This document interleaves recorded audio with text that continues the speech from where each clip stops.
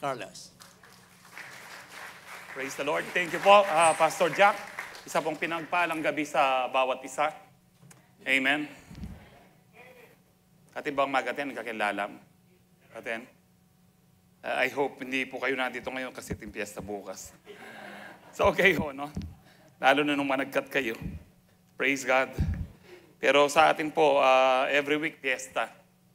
Now, we celebrate the goodness of God dito po sa church, Saturday and Sunday, and even Wednesday. Actually po, every day, ay pwede po tayong mag-celebrate ng goodness ng Lord. Amen. Yan po ang ano. Ang fiesta po talaga, nagmula po yan sa Bible. Kaya lang, nilagay po sa mga idols, no? Kaya nga ho na pervert po siya. Mahilig po sa fiesta ang Panginoon kung nabasa nyo na po ang Old Testament. So sa langit po, marami pong fiesta ho doon. So ngayon po magfe-fiesta po tayo ng salita ng ating Panginoon. We've been studying about our being in Christ, and let me remind you na yung being po natin, ito po ang talagang accepted ng Father. It's not our doing. Our doing is just a result of our being or our identity. Kasi kung sino ka, magmamanifest po yun. So we've been studying, we've studied about being a child of God. We are all children of God na tumanggap kay Lord. Hindi po lahat ng tao ay anak ng Diyos. Yun lamang pong John 1:12 na tumanggap and receive the name of Jesus has given the right to become children of God. Children not born of a human but born of God. Sabi, talagang anak ho tayo ng Diyos. No? Hindi ho tayo adopted. Yung pong adoption na nababasa po natin in the English po, hindi po adoption po yun sa kaisipan po natin. Yung adoption po doon, yung pong pagmamature na isang Roman, lalo na Roman Jew, ay pinapa-adopt na po yung mga kayamanan doon sa ano. Yun po yung adoption sa Bible. But tayo po yung talagang mga anak ng Diyos. Amen? Sino po mga anak ng Diyos dito magsabing amen? Praise the Lord. And you need to know na kayo po yung mga anak ng Diyos, not because of what you've done. Yung pong moment na tinanggap nyo ang Lord na wala pa tayong ginawang matino, naging anak na ho tayo ng Lord in the Spirit.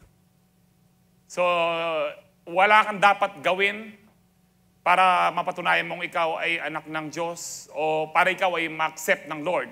Yung mga gawa po natin, it's just the evidences. And ito po yung mga pruweba na tayo nga ay anak ng Diyos. Kasi kung ikaw ay anak ng Diyos, kanino ka pa magmamana? Sa Lord.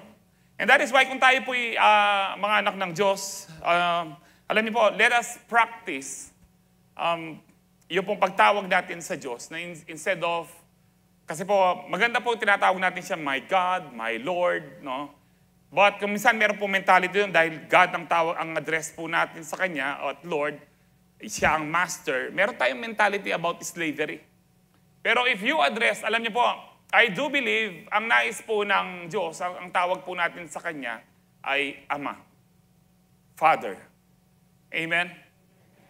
Wala tayong gusto niyo, my God, para hong. Gusto ng Lord, meron po tayong intimate relationship po sa Kanya. Kaya nga po, nung sinabi po ng Panginoon sa krus na, my God, why have you forsaken me? That was the first time na in-address niya ang Father na my God. For us to address Him na tayo na my God dati, na ang address po natin ngayon, pwede, because of the grace of God, we can address God as our Father. Hindi ho ba maganda ho yun? Na tayo po yung mga anak ng Diyos, na pwede natin siyang tawagin, Ama, Tang, na ano pong ngawis ko kaya? Tang, Abba, Father. And did you know na one of the most important identity po natin na huwag natin kalimutan ay tayo yung mga anak ng Diyos. But as a child of God, sabi ko nga po sa ating push online, sa 1 Corinthians 13:11, sabi po ni Paul, when I was a child, I talked like a child, I thought like a child, I reasoned like a child. But when I became an adult, I put all the childish ways.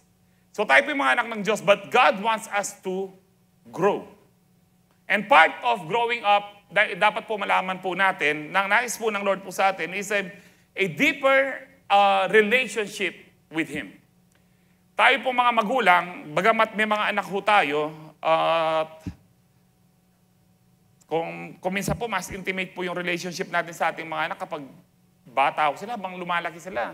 Napapansin niyo po, lumalayo yung loob nila. But wala na pong gaganda pa sa isang relasyon na bilang mag-ama or mag-ina sa mga meron pong mga anak. Sa isang magulang, ang pinakamagandang relationship po, na I do believe na gustong-gusto po ng, this is the original intent of God sa tao, ay yung pong maging kaibigan po natin siya. I know, kaya hindi po kayo nag-amen because you do not understand ito pong sinasabi ko pang ito. But I pray na after po ng message nito, mas magiging deeper po yung relation po natin sa Lord. Because tonight we'll be talking about, I am a friend of God. This is our, marami po tayong identities or our being sa ating pong Panginoon. And this is one of the, one of the most important and one of the most dinidesire ng Lord sa kanyang mga tinubos. Pag sinabi pong tinubos, tayo po'y binayaran, redeem ng dugo ng ating Panginoon. Hindi tayo natubos na nabayaran po ang ating mga kasalanan dahil mabuti ho tayo, dahil lahat po tayo balasubas. Lahat tayo naging sinungaling, lahat tayo makasalanan. Amen? Konti lang yung nag-amen, yung iba, hindi ako banal ako. Yung isip mo yan, lalo kang nagiging masama kapag ganyan. Lahat po tayo makasalanan, tinubos lang po tayo ng ating Panginoon. And magkaibigan po ang tao at ang Diyos since the beginning. Kaya lang po dahil sa kasalanan ng tao, nahiwalay. Hindi po pwede kasi magsama. Siguro po itinatanong niyo, bakit hindi nilang pinatawad ng Diyos ang tao? Dahil isang prutas lang yun. No, hindi po yun ang issue. Ang issue dyan, sa dami po ng napakasarap na prutas na kahit sa isa po saan hindi pa natin natikman po yun, na ibinigay kay Adan at Eva, isa lang po yung reserve ng Lord para sa kanya, binaliwala pa nila yung salita po ng Diyos. Mas nakinig sila kay Satanas at dun sa puso nila na sabi nga ng Jeremiah 17:9, the heart is deceitful above all. Nakinig sila sa puso nila. Oo nga, no? Baka ganyan-ganyan. Pwede ko siguro tikman ito. Alam niyo po, kaya maraming nalilinlang because of the heart, the emotion.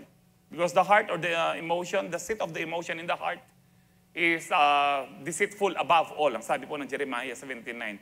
So it's foolishness na hanggang ngayon po, kung Kristiyano na kayo, sinasabi nyo sa mga kabataan, kung anong tibok ng puso mo, sundin mo. Wala po sa Bible yan.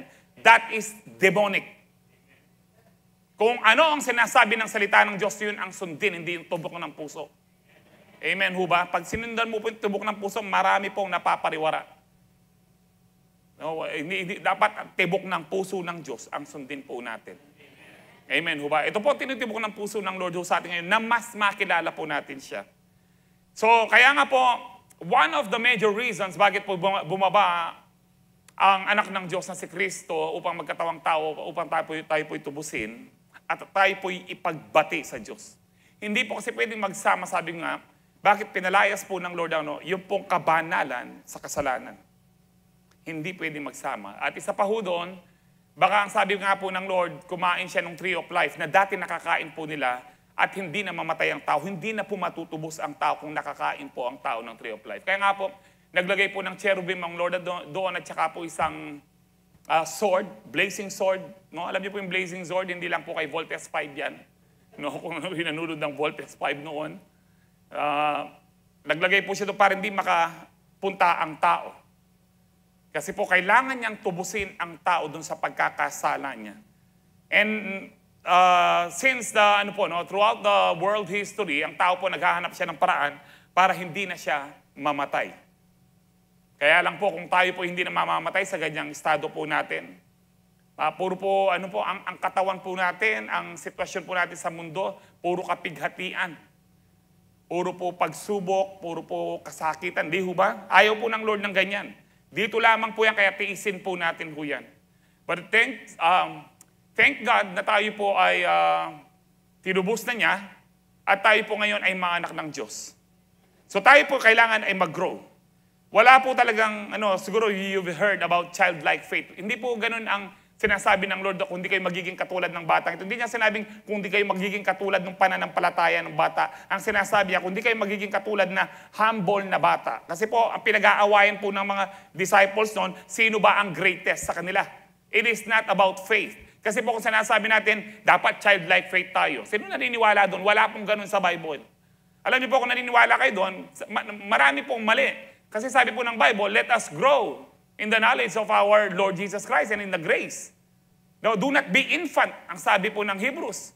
Sabi po ng yung sinabi ko sa inyo kanina, 1 Corinthians 13:11, that when I was a child, I talked like a child, I thought like a child, I reasoned like a child. So kailangan po tayo mag-grow. It's not a childlike faith. Kasi po, ang bata po, pag sinabihan mo siya, kahit si Superman, Diyos yan, maniniwala po. So iba na yung faith niya. That is faith, hindi ho ba? Maraming bata po ngayon, niloloko po natin kay Santa Claus. Sana wag na po natin gawin ngayon yan. Na nung nahuli po, may mga kakilala ko ngayon, nung nahuli nila, yung naglagay sila ng medyas, mga nanay lang pala nila ang naglalagay. Kaya nga po yung sa bata na nahuli niya si Santa Claus, nakapag-compose siya na ano po yun, I saw mommy kissing Santa Claus kanya. Akala pa niya, nagsataksil lang mami niya. Tatay niya pala yung Santa Claus. No, kahit anong sabihin mo sa bata, maniniwala regarding faith. So, hindi tayo ganon. Vulnerable po ang bata. Marami pong, kung ikaw ay mananatiling bata sa pananampalataya, magiging batampuhin ka, yung pong sinasabi ng Lord dun sa kung di kayo magiging katulad ng bata, yung attitude niya, na pagiging humble, na he doesn't care about his position. Yung bata, he doesn't care kung sinong greatest. And ang bata po, can easily forgives. Di ba? Hindi katulad ng matanda. Hindi ko patatawarin yan hanggat hindi siya humingi ng tawad. Pero yung bata po, mag-aaway sila ngayon, mamaya-maya, naglalaro na naman. It's not about it's not about faith. It's about the attitude of a child. Pero as children of God, kung tayo po yung mga bata pa rin, we need to grow. And part of growing po sa atin is we need to learn, ang nais po ng Lord sa atin is yung pong gusto niya na maging kaibigan niya po tayo. I am a friend of God. Sino po sa atin dito na proud ka kapag ang kaibigan mo ay merong sa mataas na posisyon? Hindi ba kayo proud kung sasabihin po ng ating Pangulong Duterte, sabihin niya, kaibigan niya kayo? O ng ibang politiko? Depende yan, Pastor, kung corrupt siya, nahihiya ako kanya. Baka sabihin niya, siya yung nagbigay ng bahay ko. Pero, what I mean, no, nagiging proud ho tayo kapag isang taong kakilala at prominente siya. Noble person. Merong integrity. At tapos sinabi niya, kaibigan ko yan. Amen? Ang Lord po, ito po talagang original intent niya sa atin na maging kaibigan niya ho tayo. So hindi ko na po patatagalin dito po sa Romans. Sabi dito sa Romans 5:10-11, for since our friendship with God was restored by the death of His Son, while we were still enemies, we will certainly be saved through the life of His Son. So now we can rejoice in our wonderful new relationship with God because our Lord Jesus Christ has made us friends of God. Tayo muna po yung manalangin. Heavenly Father, we thank you, Father, for the strength na meron po kami. Thank you, Lord, na hindi lang ikaw ang aming ama, kundi ikaw ang aming kaibigan. And tonight, Lord, we want to know you more. Reveal yourself to each and every one of us. We allow you, Holy Spirit, to move in this sanctuary, to move in the hearts of your people. Renew our mind, change our mind about you, Lord, that you are good, you are merciful, you are faithful. You are our best friend, Father. And we do not allow any evil spirit na maggambala po sa amin kahit po ang coronavirus, patay na po siya doon pa lang sa kanto because of your presence. We are all carriers of your life and light, O God. And no weapon formed against us shall ever prosper, O God. And we are victorious in Christ. And as we believe and receive your word tonight, Heavenly Father, once again, let there be healing in Jesus' name. Let there be deliverance, O God. Set your people free from different kinds of bondages, from different kinds of slavery, addiction in the mighty name of Jesus. And save your people, O God, from destruction. Salamat po, Panginoon. We bless you, we honor you, and we give you glory in Jesus' name. Amen. Palakpakan po natin ang Lord. So sabi nga po sa inyo kanina, naging magkaaway po ang tao dahil po sa kasalanan. Hindi pwedeng magsama ang kasalanan at yung banal. Kailangan mayroong magbayad po ng kasalanan po natin. Dahil tao po ang nagkasala, the reason why bakit nagkatawang tao ang Diyos upang siya ang magbayad bilang tao ng kanyang banal na dugo. Amen? Naiintindihan po natin sana po yun. Hindi na natin question, ba't kung Diyos siya, ba't pa siya nagpakahirap? Ganon po katuwid ang Lord. So ang Lord po, yes, He is God of love, Kailangan siyang gumawa ng paraan para tayo po iligtas. But again, He is God, He is holy, He is a just God. Kailangan merong managot sa rebellion. Merong managot sa kasalanan. So pinanagutan na po ni Kristo po yan. And there is therefore now no condemnation to those who are in Christ Jesus. No, to those who walk not according to the flesh, but according to the Spirit. Because the Spirit of life of Jesus Christ has set us free from the law of sin and death. Kaya wala na pong guilt feelings. Amen? Magkasalaman ho tayo, kung di naman tayo nabubuhay sa kasalanan, hindi po ibig sabihin nawawala ang Diyos sa atin o nawawala po yung salvation natin. Totoo po yung once saved, always saved if. Meron po siyang if. If kung hindi tayo umaalis sa ating Panginoon. Amen? Lahat po tayo, kung inintay po natin maging perfect para maging maligtas, walang maliligtas because nobody can be perfect. Even just for one day, wala pong magiging perfect. Sa kasalanan pa lang ho natin, sa isipan pa lang ho natin, nagkakasala na ho tayo. Yung iba nga sa inyo ngayon, nagkakasala na kayo ng panyabyan ng pastoran. Pero alam niyo po, thank God, we thank the Lord dahil po sa kanyang kabutihan. It is all by the grace of God. Katulad po ng inawit natin kanina, all of our lives, He has been faithful. Amen? He has been faithful. Alam niyo po yung isang ano po doon, na natapik po natin ngayon, I've known you as a father, I've known you as a friend, and I have lived in the goodness of God. This is so powerful. Kung kilala mo ang Diyos, na hindi lang siya basta Diyos, na parang, kapag inisip mo si Diyos, oh Lord, parang He is the God that, abides in different kinds of law. He is a God that rules. Gusto niya puro rules. Pero if you know God as your Father, mag-iiba ang inyong perception sa Diyos. And especially if you know the Father as your friend, iba po yun. Katulad ng sinabi ko po kanina, kung tayo po may mga anak, maganda po yung relasyon natin, pero mas maganda ang relasyon ng mag-ama o mag-ina kapag sila ay magkaibigan. Hindi ba masarap yun tayong mga magulang, ang kaibigan natin, anak ko natin? Ditang laring mag-amen. Kasi hindi po tayo ganyan ng kultura eh. But sa ating mga Kristyano, dapat ito po yun eh. Kung may mga magulang pa po tayo, dapat kaibigan po natin sila. Amen? So alam niyo, there are some benefits or there are some blessings or benefits na pag-uusapan po natin ngayon. There's so many, no? Pero 5 points lamang po ito. Ano ngayon kung kaibigan natin ang Lord? Number 1, we can believe His Word. That means, no, not just to believe His Word, but we can depend on His Word. Alam niyo po, may mga kaibigan po tayo, can you depend on their words? Maasahan niyo ba yung salita po nila? Siguro, 90-80%. Pero hindi 100%. But only God, only the Heavenly Father, na pwede ho nating maasahan kayang salita. We can believe His Word, kung anong sinasabi po ng ating Panginoon. And now, to believe is what? Nakalimutan na ng aliwa. Nakalimutan niyo po yung lesson niyo? Di ba pwedeng gawin natin dito, every quarter, mag-test tayo. Tingnan natin kung talagang nakikinig yung mga nag-a-attend. No? To believe is to obey. Sabi po dito sa James, no? James 2:19-23, you believe that there is one God. Good. Even demons believe that and shudder. Ano po sinasabi ni James dito? Yung naniniwala ka lang?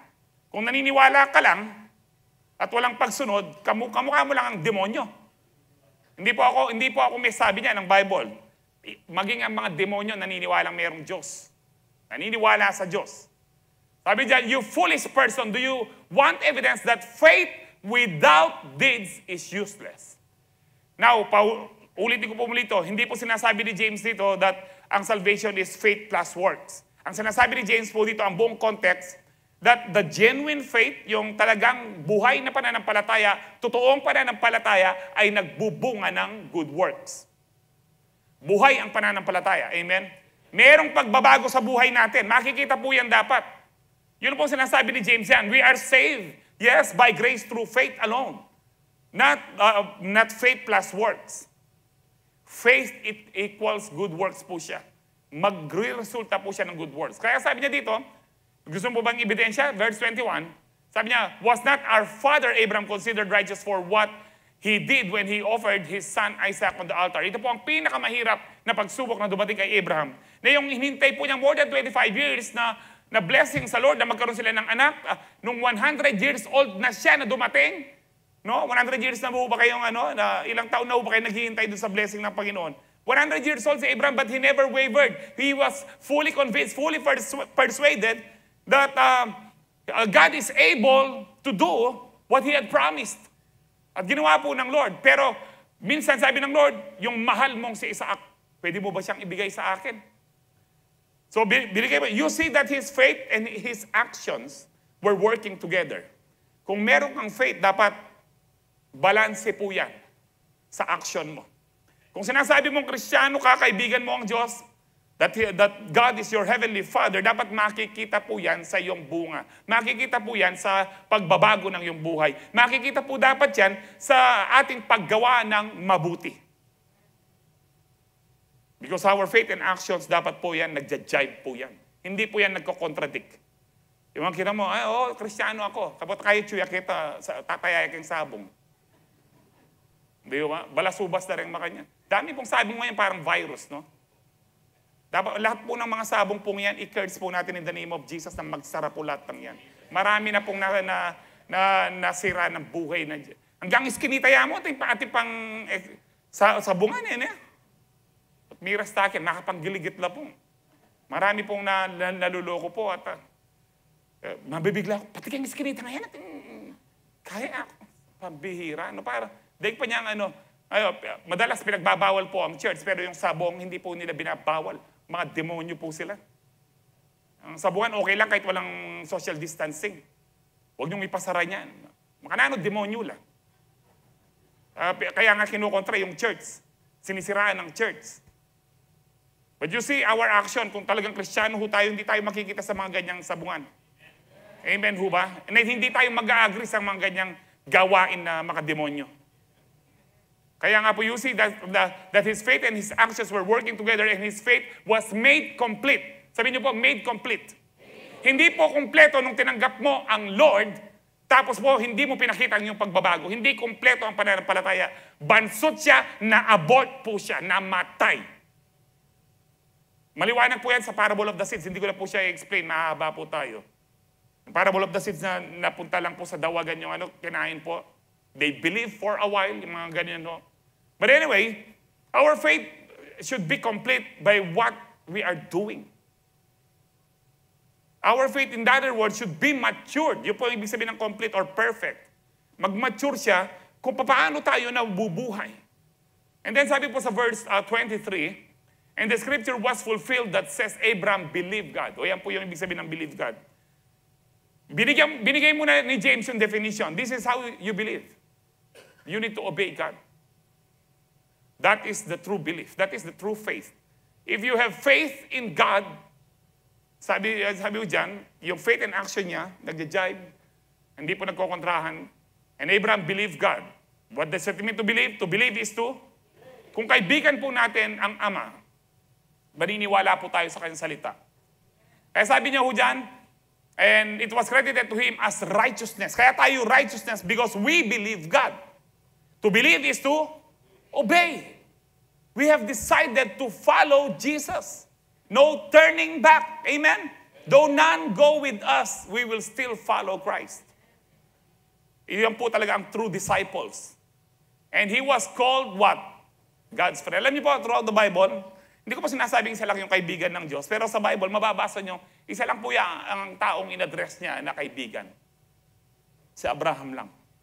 Old Testament, New Testament, si Abraham lang po yung may title na God's friend. Nagpe-pray po yung mga hari sa Chronicles, sa Kings, ganyan. Maging si Solomon, si David, nagpe-pray po siya. Isn't it your Abraham your friend? Yung po talagang naging title po ni Abraham.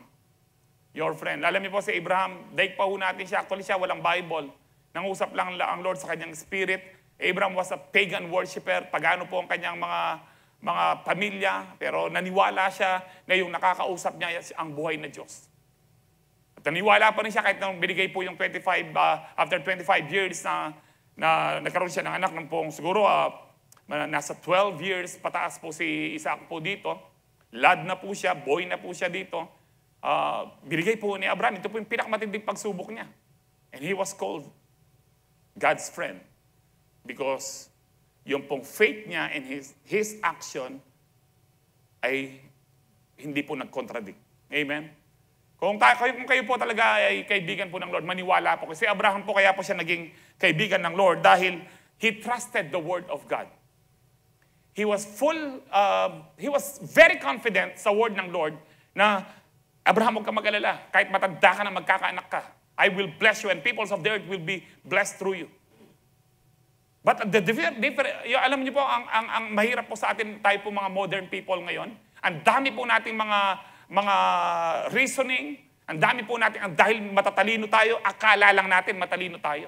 Pero nagiging mangmang tayo, the more na umi-increase ang technology, the more na nagiging mangmang ang tao. Napansin niyo ba yun? Dati po kahit walang calculator, pag sinabi sa yung, halimbawa, 9 multiplied by 8, no? Ay, parang, 9 times 8 nga man, kasakit ka pa.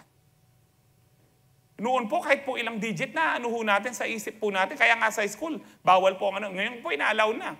Nagiging bobo na po dahil sa technology. Hindi po matalino ang tao ngayon. Marami po ngayon mangmang because the fear of the Lord is the beginning of wisdom.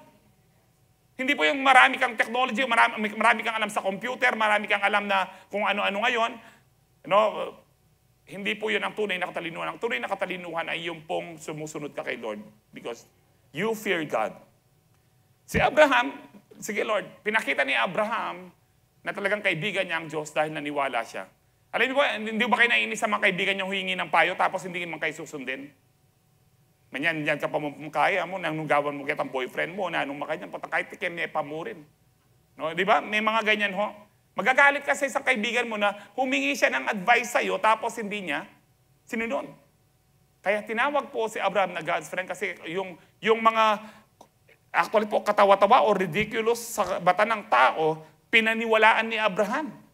Kumbaga, kung kayo po'y kamag-anak ni Abraham, no? Kung kukwento ni Abraham, alam mo yun, nakausap ko ang Diyos, magkakanak pa ako. Siguro sabihin, mamumurit na ka ba? Matuwa na ka kasi. Di ho ba?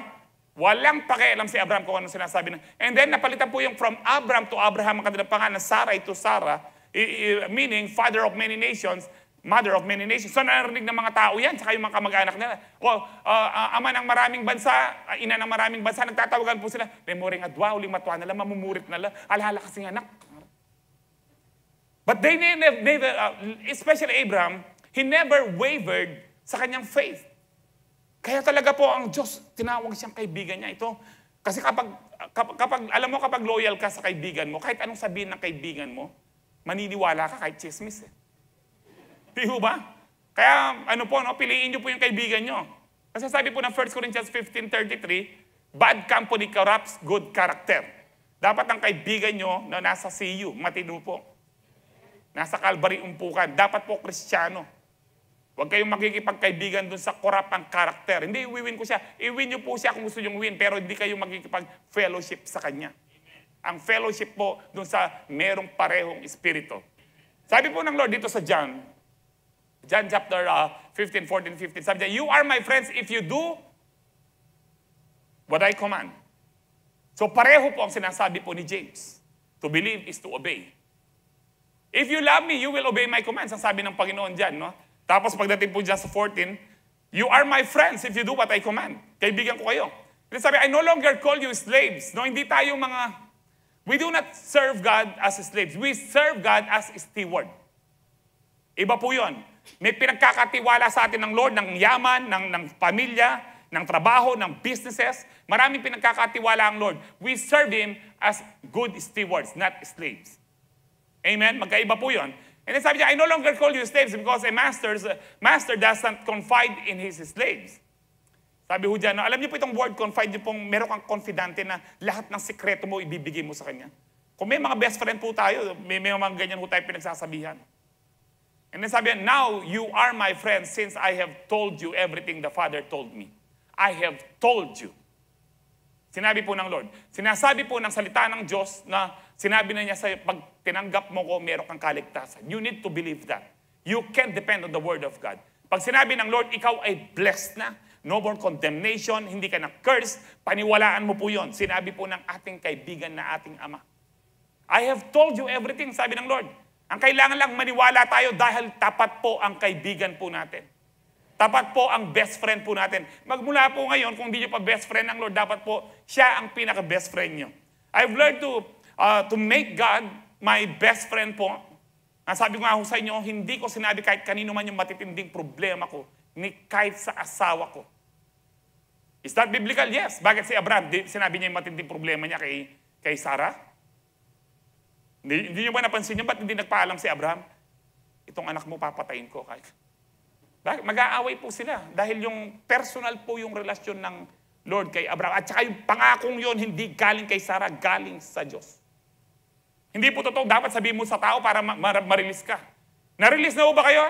Ako po nasubukan ko na, nasubukan niyo na siguro. Nagsalita kayo sa tao, kahit magsalita pa kayo sa professional na psychologist o mga, anong tawag sa kanila, psychiatrist or counselor, no, hindi ka masasatisfy because only God can satisfy you. Napatunayan ko na po yan. Yung po may mga debt rate ako, may mga utang ako na mga 6 million, hindi ko na alam ang gagawin ko sa buhay ko. Meron po akong sinabi ng doktor, anytime mamamatay ako, hindi ko po sinabi sa mga pamilya ko, hindi sa asawa ko, sinabi ko po kay Lord.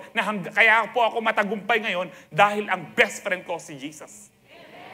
Gawin niyo pong best friend si Jesus. Kung alam niyo yung tao, hindi rin niya masosolve ang problema niyo dahil napakahirap niyan, sabihin niyo kay Lord. Maganda po yung may mga prayer partners tayo. No? Marami akong nakikita nagpo-post sa prayer partners mo natin. Ako po ang admin nun. But, unahin niyo po ang best friend niyo. Sino ang best friend po natin? Unahin po natin si Jesus. Lord, ito pong problema ko. And because of that, no, we can depend sa kanyang mga salita. We can enjoy. We can enjoy yung relasyon po natin sa kanya. Second point na, please. And you can enjoy your communion with Him. Ibig sabihin po ng communion is fellowship. Sabi ko nga po sa inyo kanina, the original intent of God, no, bagamat 644 na po, the original intent of God, bakit ginawa niya ang tao, is companionship, fellowship, friendship. Pansinin niyo, bakit ginawa niya si Adan na full-grown man, hindi po siya baby, or hindi siya bata, para meron siyang relasyon na ama, na anak sa ama. Nakukuha niyo po ito? I'm not saying na hindi masama po yung, hindi po, actually maganda po yung relasyon natin bilang mga anak noon sa ama. But ginawa po niya full-grown kaagad. Bakit? Kailangan po ng Lord ng isang, gusto po niya, hindi kailangan. Ang gusto po niya, ang desire po niya, is magkaroon siya ng kaibigan. Na maging kahit lahat ng kahit anong created beings dito po sa langit at lupa, walang ganyang relasyon kundi tao lang. Maging ang mga angels, mga cherubim, sila Angel Michael, kahit nung si Satanas ay Lucifer pa, wala silang relasyon na ganito. Ang pinagkalooban lang po ng isang companionship, fellowship, and friendship, camaraderie, kung ano pong tawag po natin dyan, ay ang tao lamang. Kaya full-grown po si Adan at saka si Eva. Sila lang po yung walang pusad, ano yun, belly button.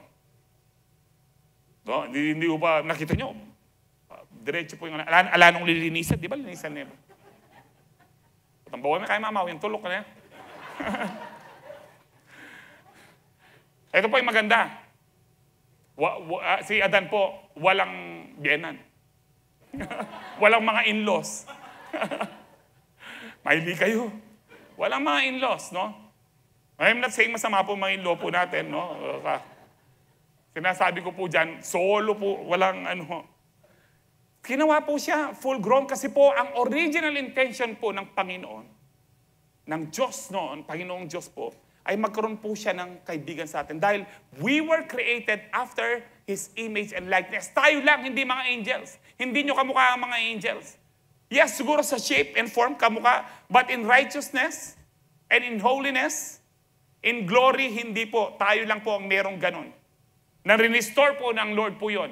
Kaya nga po, dun sa, I think, Romans 3:23, na for all have sinned and fall short of the glory. Nawala po yung glory sa atin. Restore po ng Panginoon itong glory ito. Na yung glory ito kasi, mababasa mo sa Bible, there are different glory Na iba ang glory ng angels, iba ang glory ng mga ibon, iba ang glory ng mga ibang created beings. Pero iba ang glory ng tao. Yung glory ng tao, righteousness ng tao, ay galing kay Kristo. Ito po yung na-restore. Na gusto po ng Lord na ano, kaya nga tingnan po natin itong sub-verse po natin. Sabi po yan sa Genesis 3:8, Then the man and his wife heard the sound of the Lord God as he was walking in the garden in the cool of the day, and they hid. Alam niyo po, nagtatago sila dito, hindi ko na tatapusin yan dahil nagkasala sila. Tinatawag sila ng Diyos. Ibig sabihin po nito, sa garden, kasama pa nilang naglalakad ang Diyos. Barkada nila ang Diyos. Nasaan kayo, Kanya? Mag-see you na tayo. No? Nasaan kayo? Narinig po namin kayo, kaya lang nakahubad po kami, nakakahiya. Na-condemn sila. Sinong may sabing nakahubad kayo? Sabi ng Panginoon. Alam niyo po, point ko po dito, the Lord God, kasama po nila naglalakad. Siguro nagkukwentuhan sila. Alam niyo po napakatalino po binigyan po ng intelligence at saka wisdom po si Adan. Dahil lang sabi ng Lord, Adan, lahat ng mga hayop at lahat ng mga hayop dito sa lupa, maging yung mga ibon, bigyan mo ng pangalan. Ang dami po niyan. Lahat po niyan nagbigay. Kung minsan tayo nahihirapan kung yung mga unang mga magulang noon, dahil isang dosena na po yung mga anak, nahihirapan na po sila. Kaya yung iba, meron pong pangalan na, nasan si 1, nasan si 2, nasan si 3. Kung minsan, aso lang po, kaya palagyo ko kanina. Kaya palagyo ko kayong aso ngayon. Pwede kayang junior ko na lang siya. Hindi mo na maisip ko anong pangalan. Pero si Adan, binigyan po siya ng ganun. At, can you imagine kung ano po yung pinag-uusapan nila na Adan, ano ba yung paborito mong pet dito? Ito Lord, itong T-Rex kanya. Paborito ko itong T-Rex na to kanya.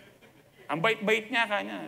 Did you know kung yung mga dinosaurs po na maging mga lions, mga beasts, mababait po yan. At mababalik po yan during the millennial reign. Babalik po ang original creation. Kaya po sila ganyan because of the fallen nature of man, nag-fall din po ang buong nature. Kaya ganyan po yan. So makita niyo dito, ang original intent po ng Lord, maging kaibigan niya ang tao. Fellowship. Maganda po yung bata, pero gusto ng Lord, mag-grow tayo. Kasi habang bata tayo, ayaw ka marinig ng Lord habang bata tayo. Puro ka na lang Lord, bakit ganun? Dahil bata ka. Lord, bakit ganun? Kung kailan ako nag-attend ng church, bata ka, puro ka reklamo. Pero kapag nagmamature ka, nakikilala mo ang Diyos, kahit may problema, Lord, dahil best friend kita, alam ko, tutulungan mo ako sa problema kong ito. Ikaw ang kasama ko sa problema kong ito. Kaya balikan po natin yung Romans kanina. Sabi po sa Romans, next verse please. Next verse please. No? Hosea pala siya, sorry. Di pala siya Romans, Hosea. Sabi po dyan sa next verse po natin ng Hosea, I want you to show what? Love not offer sacrifices. Sabi ko dyan, no? Gusto ko pakita mo pag-ibig. Sabi ko din, I want you to know me. Ito pong nais ng Lord. Kaya po naglalakad ang Diyos kasama si Adan at Eva. Gusto po ng Diyos na makilala ni Adan. Sino ba itong lumikha sa kanya? Even right now, gusto po ng Lord, mas makilala niyo po sila because there is power when you know Him better. Kaya sabi po ni Paul, after 40 years in the ministry, sa mission field po niya, sabi po niya, I want to know Christ and the power of His resurrection. Teka muna Paul, hindi ba kilala ni Paul si Kristo? Kilala po niya. Kaya lang not even eternity is enough para mas makilala po natin. But we need to know Him better. Better than yesterday. Kung sinasabi mo, matagal na ako sa Calvary, matagal na akong Kristiyano. Bago pa sa Calvary, Kristiyano na ako. Ang tanong, kilala mo ba siya? Kilala mo ba siya? Do you know Him better than yesterday? Alam niyo ba, meron pong inaawit kami noon yung pong, nakalimutan ko na yung tono niya. Pero yung sinasabi po niyang, every day with Jesus is sweeter than the day before. Bakit? Because every day with Jesus, na-experience mo po ang Lord, mas nakikilala mo po siya, ay Lord, naranasan ko ang COVID, pero nakita ko walang kwenta pala sa yung COVID. Lord, naranasan ko na nasa danger kami, muntik na kami masagasaan, pero nakita ko yung protection mo. Nakikilala mo ang Lord every day. Lord, naranasan ko wala ng bigas, pero nakita ko nagpadala ka ng bigas dito sa bahay. Nakikilala mo ang Lord na hindi siya nagkukulang. You should experience the love of Christ every day. Because kung every day nakabukas ang puso at isipan po natin, mag-grow po tayo. Walang sandata, walang pana ang diablo sa atin, natatalab po. Because our shield of faith, palaki ng palaki ang shield of faith po natin. You need to know Him better. Kaya sabi dito, I want you to know me more than I want burnt offerings. Maganda po yung nag-attend ka, nagpe-pray ka, nag-o-offer ka. Pero ang gusto po ng Lord, intimacy. Sabi niyo po, intimacy. Yung meron kang intimate relationship, yung pong close na close kayo ni Lord. Na kahit saan, alam niyo ko, sabi po nila, ang pinaka-prayerful daw mga Muslim. That is not true. Ang Muslim, they pray kasi 3 times a day. Ang Kristiyano, ilang times tayo na manalangin dapat? Every moment, we always pray. First Thessalonians 5:17, pray without ceasing. Ceasing. No. Kahit walang sisig, mag-pray kayo. Ceasing. No, do not stop praying. Naglalaba ka, nagluluto ka, nagsishower ka, nakaupo ka sa trono mo, nagpapasalamat ka sa Lord. Kinakausap mo ang Lord. Nakahiga ka na lang. No, maganda yung nakaluhod tayo, pero kapag nakahiga ka, kausapin mo pa rin ang Diyos. Dapat mo ginagawa natin yan. Nasa doktor ka, nasa palengke ka, kausap mo ang Lord. Kapag aware ka na lagi mo kasama ang Diyos, mag-grow ka, kapatid. Magiging matibay ka sa iyong pananampalataya. Kaya sabi, but like Adam, tingnan niyo po ito, but like Adam, you broke my covenant and betrayed my trust. Sinasabi po dito, ang gusto ko pong pakita sa inyo dito, bakit binanggit na Diyos si Adam? Because ang original intent niya nung likhain niya si Adam is God wants Adam to know Him more. Na siya ay maibigin, siya ay merciful, He is a good Father. You need to know God that He is good. All the time. Walang araw na hindi mabuti ang Diyos. Ito po ang original intention ng Ama sa atin. Na makilala natin siya. Hindi parang masungit na Diyos na pag nagkasala ka, papaluin ka niya. Remove that. Hindi na tayo, do not be sin conscious. Be righteous conscious. Be conscious of His Word. Be conscious of His love na kahit anong mangyari, mahal ka ng Lord. Kasi the more you are conscious of one thing, yun ang ipamumuhay mo. If you are conscious about sin, lagi ka nalang guilty. If you are conscious about sin, lagi ka nalang condemn. Ano ka lang gagawin ko para ma-please ko ang Lord? But if you are conscious of the righteousness na binigay ng Diyos through our Lord Jesus Christ, you will be conscious about His goodness, you will be conscious about His love, you will be conscious about His mercy. And His mercy are new every morning. Yung nga po na-share po ni Pastor Jack kanina sa Lamentations. Isipin niyo po yan, His mercy, His love, His faithfulness, they are new every morning. Great is His faithfulness. Amen? And then, balikan po natin yung Romans sa po ako niyan. For since our friendship with God was restored by the death of His Son while we were still enemies. Kaya kung wala ka sa Lord, enemy ka ng Lord. Kung di ka friend ng Lord, ibig sabihin ikaw ay enemy. Amen? Alam niyo po, mahirap pong maging kaaway ang Diyos. Sabihin ko sa inyo, hindi kayo mananalo. Walang mananalo kapag ginawa niyong kaaway ang Diyos. Pag nagalit kayo sa Diyos, I don't know kung ano po yung mapapait niyong karanasan, kung meron kayong namatayin kayo sa buhay, o nawala yung negosyo niyo, kung ano man, pero wag niyong gawing kaaway ang Diyos. Hindi po ang Diyos ang may kakagawan niyan. Ang Diyos na nga lang yung kakampi mo, aawayin mo pa siya. Mali pong kaisipan niyo, Lord, bakit mo pinayagan na mamatay ang aking mahal sa buhay? Lord, bakit mo pinayagan na mawala kami ng negosyo? Lord, bakit? Huwag niyo pong sabihin yan. Bagos sabihin niyo, Lord, alam ko, meron kang magandang plano pa rin sa buhay ko kahit ganito ang nangyari sa buhay namin. That is how we treat our best friend. Because He is good. I want you to know me, sabi ng Lord. Yes, sabi niya dyan, sa verse 11, so now we can rejoice in our wonderful new relationship with God. Pwede tayong mag-enjoy kay Lord. Doon po, ang mga tao kapag nagkakasala, natatakot sila, baka tamaan daw sila ng kidlat. Even under the Old Testament, kung magkasala sila, baka dumating ang salot. Pero ngayon po, hindi natin inaalala yan. We are never sin conscious anymore. We are conscious of the righteousness that is in Christ. We should be conscious about His love.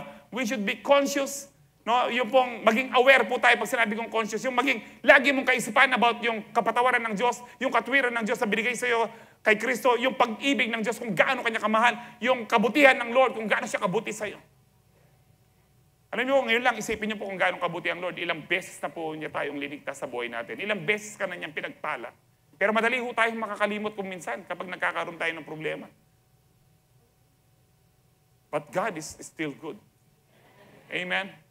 So we can rejoice our wonderful new relationship with God because our Lord Jesus Christ has made us friends of God. So sabi po ng Bible, we are friends of God. Hindi ko ba ano ito? Kung yung iba pinagmamalaki niya, kaluguran kay Governor. Alang kwenta yan. Kaluguran kay ginawa mo. Andiyan na ang malyari, nakapaborin ng kaluguran ko ngayon. Amen. Praise the Lord. And then, point number 3, we can also impart as our Father as a friend, we can impart our burdens on Him. Ibig sabihin po, we can share or give all our worries upon Him. Kaya sabi po dyan sa 1 Peter 5:7, give all your worries and cares to God, for He cares about you. Another verse po, no, pag-isahin ko na lang po, Matthew 11:28, then Jesus said, come to me, all of you who are weary and carry heavy burdens, and I will give you rest. Alam niyo po, tayo po may mga kaibigan, ako po, ewan ko po sa inyo, no, kapag may problema po yung kaibigan ko, at nabalitaan ko na lang, ng hospital, tapos natapos yung problema, hindi niya sinabi sa'yo. Di ba parang ang sakit? Parang hindi ka kaibigan. O tiyan mo sinabi, di ka palang problema. Ay, hindi naka-favoring store po. Ba, para nanupan lang may kaluguran ka. Di ba may mga ganyan tayong kaibigan? Ewan ko po kung may mga experience kayong ganyan. Pero ako po, nag-iisip po ako kapag hindi ako ini-inform ng aking mga kaibigan na meron silang problema na kailangan pala silang tulungan. How much more ang Lord? Gusto po ng Lord kung may problema po tayo, maging honest po tayo sa Kanya. Because the more that we are honest before God, the more that we get closer to Him. Maging honest po tayo, we can never, we can never fool God sa mga ginagawa po natin, na kunwari okay ka lang, kunwari masaya ka, kunwari hindi po. Sabihin niyo po kay Lord, alam niyo po ako, very honest po kay Lord, lalo kahit po yung naiinis ako sa tao, Lord, nakabusit siya, kalaban na ng Kristiyanong kanya, paugali. Alam mo Lord, kako yung mga anak mo, okay naman, I can love them ka, pero kung minsan nakakainis yung ibang anak mo, kako, hindi ko alam kung anak mo mga yan, balusubas sila ka. May mga ganyan po akong sinasabi kay Lord. Nagiging honest po kay Lord, kasi kahit kung hindi ko po sasabihin yun, alam naman po ng Lord yung pait ng puso ko. So kailangan ko i-release sa Kanya. Pero patawarin mo ko Lord kung nagkasala ako, kako. Nakakainis lang talaga siya, kako. Alam mo yung gano'n. We can be honest with the Lord. Amen? Kung ano po yung nararamdaman niyo, Lord, nahihirapan na po ako dito. Tulungan niyo po ako. Sinabi ko na po kay Lord yan. Yung mga nahihirapan po ako sa dialysis, sabi ng Lord, i-command mo yung demonyo. Yun lang po lagi sasabihin ng Lord sa akin. Okay, Lord, ako. Kasi many times gusto natin utusan. Alam niyo po, kahit kaibigan po natin ang Diyos, hindi ibig sabihin kapantay na natin ang Diyos. Hindi ibig sabihin kaibigan mo ang presidente, parang presidente ka na rin kung umasta. Si Abraham, kaibigan niya ang Diyos, pero hindi siya umasta na parang Diyos si Abraham. Nagpatira pa si Abraham, dumating po ang Lord. Naalala niyo po yan, kasama yung dalawang angels bago sunugin ng Sodom at Gomorrah. Then nakiusap pa si Lord, paano po kung merong 50 righteous? Kanya, susunod niya, hindi na kanya. Hanggang huwag po kayong magalit sa akin, naging 45, hanggang naging 10 na lang. Huwag po kayong magalit, pero sa kakukulitan ko. Ganito po kagalang si Abraham. Alam niyo po kasi may mga preachers po akong narinig about this, God being a friend. Parang ginagawa po nila na, kung kaibigan natin siya, so pwede natin siya parang tol. Pare, no? Bro, kamusta ka na, bro? Naalala niyo po yung pinapanood yung ganon? Bro, kamusta ka na, bro? Ako tama na yung makanitan. You can never address God na parang tol mo siya, o pare mo siya, or bro mo siya. Amen? Pwede mo siyang i-address lagi as our Father. Yun na po ang pinaka-closest relationship na pwede natin siyang i-address. My Father, my best friend. Yun po siya. No? Pero hindi, yung paggalang nandun po dapat. Kaya pag lumapit tayo sa Kanya, hindi yung, Lord, dahil kaibigan kita, ito yung problema ko, bahala ka na dyan. Hindi po. Dapat po, ang sabi po ng Philippians 4:7, no, 4:6 na do not be anxious about anything, do not get stress, Sa mga namang problema nyo, do not be anxious about anything, but in everything by prayer or petition, with what? With thanksgiving. Ang prayers po natin, hindi dapat nawawala yung thanksgiving, yung pasasalamat sa Diyos. Because the more you are thankful to God, the more you show your love to God. The more that you are showing God your faith. Lord, salamat po. Wala pa man, alam ko, nandyan na. Believe that you have received it and it will be yours. Present your request to God. Nang mas, Lord, Father, ito po yung mga problema ko. Tulungan niyo po ako dito. We can impart our problems to God. Amen? Sino po may mga problema? Sabihin niyo po kay Lord, itaas niyo po. No? Sabihin, itaas niyo yung mga problema niyo. Kung ano po problema niyo sa bahay, itaas niyo po kay Lord. Si Lord lang po makakatulong sa inyo. Naalala ko po yung naggatin po siya pagdating niya sa bahay, yung asawang lalaki. Pagdating niya sa bahay, kinuha niya yung asawa niya, tinaas niya. Tuwang-tuwa yung asawa niya. Sabi niya ba, nag-church ka lang, ba't mo ko tinataas ka niya? Sabi kasi ng pastor namin, itaas ko daw yung problema ko sa Diyos kanya. Sabi niya, pambihira ka kanya. Huwag niyo pong gagawin yun. No? Tapos, Lord, tinataas ko po yung problema ko. Ba't mo ko tinataas? Ikaw kasi ang problema ko kanya. But kidding aside, pwede po natin itaas ang problema natin kay Lord. Ibigay. Pag binigay natin kay Lord, ang problema po natin, wag po ito. Pag binigay po natin ang problema natin kay Lord, bitawan na po natin. Huwag mong binigay mo tapos, akin na Lord, hawakan ko muna. No? Kapag may sagot ka na lang. Kaya may worries ka pa rin eh. Pag binigay mo kay Lord, no worries na. Be happy. Kaya nice po ng Lord. Alam niyo po, bakit nice po ng Lord na mas makilala po natin siya? Because God wants you to know Him better. To know Him more. Kasi ayaw po niyang mamuhay tayo sa darkness. Kapag marami kang anxiety, marami kang iniisip, para ka nasa darkness, parang, alam po, ang sarap po na nabubuhay na para kang bata. Yun po yung parang bata, yung attitude mo na alam mo, ipoprovide ng Lord, ay hindi ka mag-worry, ayan, no, dahil siya lang talaga. Lalo na kung nag-grow ka. Di ho ba? Lalo na nag-grow ka. Ako, I've learned nung una po, medyo natatakot po ako pag sinasabi ng misis ko, wala ka ng pag-dialysis sa Thursday, ganyan. Sasabihin ko lang, pupunta ako po sa labas, titingala po ako sa langit. Sabi ko, Lord, ang laki ng moon ka ako. No, ang laki ng moon, pero itong mga pangangailangan ko, malit lang to, Panginoon. At kung minsan po, yung prayer ko, may takot siya, pero I've learned na magtiwala kay Lord. Ngayon po, sasabihin ko, Lord, hindi ko na po actually pinagpipray ang about sa provision. Hindi na po namin pinagpipray kasi po, sobra-sobra na po ang provision ng Lord. I do believe sa inyo din po.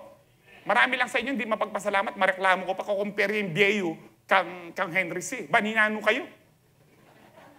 Ba't nyo compare yung buhay nyo doon sa mga nagpapalimos dyan para magpasalamat tayo? Diba kung kanino nyo pinag-compare, ba't nyo kino-compare doon sa mga taong meron sa inyo? Inggititis. Yan po yung Kaya nga, we need to learn to thank the Lord sa lahat ng bagay. The more you are thankful of what you have now, the more na bibigyan ka ng Lord. Kasi mapagpasalamat ka sa Kanya. So kapag binigay mo na kay Lord, Lord, salamat. Alam ko, binigay mo na yung answer na yan, Lord. Magpapahinga na ako. Sabi mo, Lord, I will come to you. No, hindi kung kanino, come to God. Draw near to God and He will draw nearer to you. Magiging mas close, magiging mas intimate po tayo sa Lord. And because of that, na-impart po natin ang burden sa atin sa Lord. Now, we can, we can neglect our worries ngayon in the future. Sino po nag-worry about the future? Lord, paano yan? We can neglect all our worries dahil ang best friend po natin, ang Father po natin, hindi niya tayo iiwan, hindi niya tayo pababayaan. Tingnan niyo po itong mga verses po natin. Sabi po sa Hebrews 13:5, keep your lives free from the love of money. Marami pong may struggle niyan. Wala ng pera, Lord, wala ng pera. But be content with what you have, no? Hindi po sinasabi po dyan na huwag ka nang mangarap na gumanda ang bahay mo. Hindi po. Kung anong meron mo ngayon, be content, be satisfied, be happy. Ang ibig sabihin niyan, be thankful. Hindi ibig sabihin na wala ka ng karapatan na umasenso. Hindi po yung ganon. Kasi magkocontradict yan sa buong doktrina sa Bible.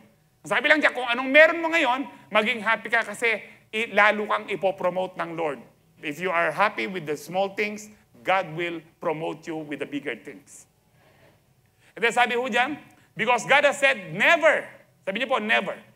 Never will I leave you, never will I forsake you. Hindi ko kayo iiwan, hindi ko kayo pababayaan. We can depend on His word. We can believe His word. Amen? No, unlike yung ibang tao, hindi natin mapagkatiwalaan ang salita po nila, pero si Lord, mapagkakatiwalaan po natin ang salita po niya. Pag sinabi niyang hindi kita iiwan, hindi ka niya iiwan. Napatunayan ko na po ito sa ICU man, sa IDU, sa ng dialysis o sa pagkaka-COVID ko, napatunayan ko na po ito na ang lagi kong kasama ay ang Diyos. Maging po nung wala pa akong karamdaman, yung po may mga gustong mag-abduct po sa akin na makakaliwa, na may mga dala po silang baril na dahil hindi na po ako nagsusupport doon sa organization po nila. No, gusto po akong kidnapin pero 3 times po silang nagpunta pero hindi po nila ako nadatnan. Pinrotektahan po ako ng Lord. Hindi pa po ako ganun ka-close kay Lord po noon. How much more ngayon close tayo kay Lord? The more you get closer to God, the more na nagiging confident ka sa buhay mo na hindi ka talaga niya iiwan at hindi ka niya pababayaan. Another verse, sabi po dito sa Proverbs 17:17, a friend loves you all the time, but a brother was born to help in times of trouble. Ang sabi po, a friend loves at all times. Walang kaibigan na pwede kanyang ibigin, arugain, o tulungan sa lahat ng oras, kundi ang Diyos lang. Ang verse pong yan ay hindi po yan sa tao. Bagamat nung pong high school kami, nakwento ko nga sa pastoral staff, gumawa po kami ng grupo namin, na ang pangalan ng grupo namin, FAT, F-A-T, Friends at All Times. No, pero wala pong, I realized na habang nag-grow po ako, na walang ibang kaibigan na talagang kaibigan mo siya sa lahat ng panahon, kundi ang Diyos lang. Kahit nung sinusumbatan mo pa ang Lord, hindi ka pa rin niya iniiwan. Kaibigan pa rin natin ang Ama. Hindi niya tayo iniiwan.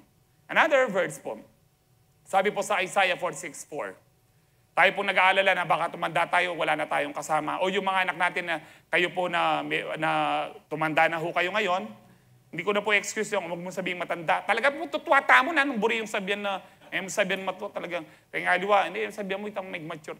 Mature. Talagang tutuwata mo, ikay pong matwa. Yan, makanya. Ikata mong matwa na. Huwag tayong mag-alala kahit metwata na, tumanda na ho tayo, pumuti na yung buhok natin, nakalbo na ho tayo, may mga bungita na, mamauta ng gabon. Sabi po anong pangako ng Lord? I will be your God throughout your lifetime. Bakit? Best friend natin siya. Until your hair is white with age, I made you and I will care for you. I will carry you along and save you. Iwan ka man ng mahal mo sa buhay, hindi kita iiwan. Sabi na po yun, aarugain kita hanggang tumanda ka, makalbo ka, pumuti ang buhok mo, mabungi-bungi ka, no? Mamaw na kang gabuna ng Lord, kaluguran da ka pa mo rin. Da ka paborin ng Lord. Huwag niyong i-declare sa buhay niyo kapag naka-wheelchair na lang ako, kapag nagda-diaper na ako. Hindi plano ng Lord yan. Alam niyo po, ang plano ng Lord, katulad kay Moses at sa ibang mga evangelist na kakilala ko ngayon, nung mamamatay na sila, sasabihin ng Lord ba, kukunin na kita, magpaalam ka na. Natulog lang po sila, wala nang paggising nila, nasa langit na.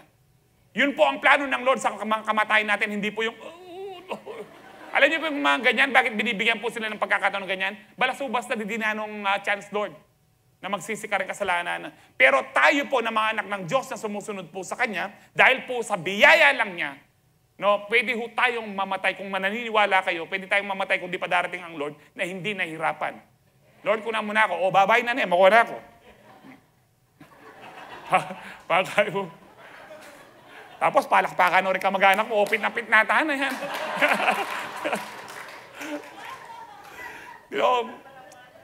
Alam niyo po, ang dami pong magagandang verse. No? Di ba yung Isaiah 41:10, sabi niya, no? Do not fear, do not be discouraged, do not be dismayed, for I am your God. No? I will strengthen you, I will uphold you with my righteous right hand. Pagdating sa 46:4 ng Isaiah, ang ganda po, 4:6:4. Yun po, 4:1:10. 4:1:10. Ito po, 4:6:4. Sabi niya, kahit tumanda ka na, mag-white ang hair mo, ako yung Diyos mo. Wow! What a promise. Kaya kung iniisip niyo po na tayo pong mga magulang, darating araw, mag-isa na lang tayo o kayo na lang, huwag po kayong mag-alala. Yung best friend po natin, kasama po natin siya lagi. Hallelujah! Praise the Lord! Praise God! And then, I think wala na, no? Last verse na lang, last point na lang. So, last point na lang po, atipang verse. Ito na lang po, no? We need to gain, we can gain all the benefits of friendship. Sa isang magkaibigan po, no, ako po, Gusto ko pong lalo na po nung high school at college po ako, meron po akong best friend dito, yung sa mga Oronsi po dito sa Lourdes. Ako minsan tanghali pa lang, hapon pa lang, nandyan na ako. Magkukwentuhan po kami, pati ng mga ibang kaibigan po namin, hanggang madaling araw. Ganun po potang maranop ko, tatanong ko, anong ulam dyan, ba't di mo labas? Ganyan kakalakas ng loob. O kaya punta ka na lang sa kusina nila, titignan mo yung ulam. Di ho ba? Ano ka na? Yun ang mga benefits ng kapag alam mo kaibigan mo, pwede mong buksan yung ref nila. Kung anong nandoon. Hindi ho ba? Kahit kung minsan nakakahiya. Pero yun talaga ng pagiging magkaibigan ko. Minsan, inaantok ako, tol, kaya pwede ako matulog dito. Makikitulog ka din. Yung ganun. Pero more than that, sa tao po, yun pa lang po yung mga benefits natin, very limited. Pero sa Diyos po, ang dami pong benefits. Hindi po tayo matatapos sa oras po natin kung sasabihin ko lahat. But we need to, we need to enjoy all the benefits we have from our best friend. Ang sabi po niya sa Psalms 103, praise the Lord, my soul, all my inmost being. Ibig sabihin niyan, bituka ko, lahat ng nasa akin, magpuri sa Lord. Kaya nga po, tinataas na natin ang ating kamay, pati kamay, magpuri sa Lord. Sabi po diyan, praise His holy name, praise the Lord, my soul, and forget not all His benefits. Huwag niyong kalimutan. The reason why, bakit miserable ang buhay ng iba, nakakalimutan nila yung benefit nila bilang anak ng Diyos, nakakalimutan nila yung benefit nila bilang mga kaibigan ng Diyos. Ano po yung mga benefits? Who forgives all your sins. Walang ibang pwedeng magpatawad, maglinis ng kasalanan, magligtas po sa ating kasalanan, mula sa ating kasalanan, kundi ang Diyos lang. Hindi ba napakagandang benefits yan? Ang salvation kay Lord lang, wala ng iba. And then sabi diyan, and heals all. Sabi niyo po all. Sabi diyan, forgives all your sins and heals all. Pati coronavirus, pati cancer. Pinapagaling po ng Lord. In fact, pinagaling na po niya. We just need to receive them by faith. Ako po kahit nagdadialysis pa ako, sinasabi ko kay Lord, Lord, salamat po, magaling na ako. Kaya nga po, tumatayo ako, nagbi-ministry po ako, nabubuhay po ako, na parang hindi nagdadialysis dahil hindi na talaga ako magdadialysis yan dahil pinagaling na po ako ng Panginoon, ng ating best friend. Heals all your diseases. Tingnan niyo po itong mga benefits na ito. Who redeems your life from the pit. Tayo po'y tinubos mula po sa hukay, mula sa kadiliman. At liligay tayo sa liwanag, magandang buhay ngayon na mapayapa. Ang sabi ho dyan, redeems your life from the pit and crowns you with what? Love and compassion. This is so deep. Hindi ko na po siya ma-explain na kapag love ka ng Lord at merong compassion, merong mercy sa iyo ang Lord, wow, ikaw na ang pinaka-blessed na tao sa buong mundo. You need to enjoy this benefit from the Lord. And then sabi ko dyan, who satisfies? Sino po dito gusto niya masatisfy? Marami pong tao, kahit billionaire sila, they're never satisfied. Kaya nga po, corrupt pa rin sila ng corrupt. Hey, grabe po ang corruption. Magmula po sa barangay. Sabi ko nga po sa pastoral staff, ewan ko kung meron po sa inyo na nagtatrabaho sa barangay, nung matinula mo rin keng barangay, ala yung problema in Pilipinas. The smallest form of government after the family is the barangay. Kung kayo po yung nagtatrabaho sa barangay, magpakatinu ko po, matinu yung Pilipinas.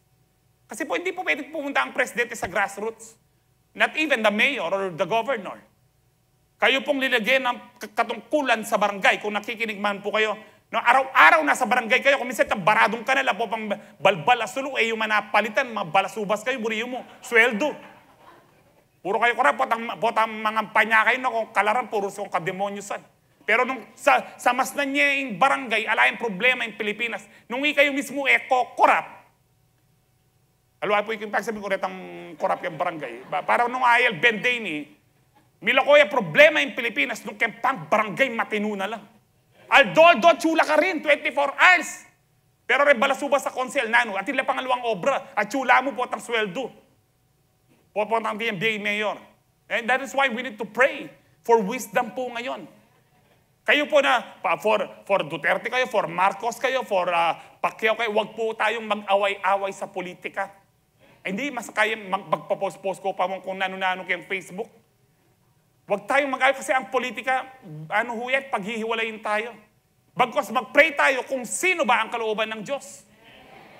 Lahat sila balasubas naman. Lahat sila po, may mga corruption. Lahat sila may flaw. Meron pong karumihan. We need to pray. Alam niyo po, before, sa church po ito, may mga botohan.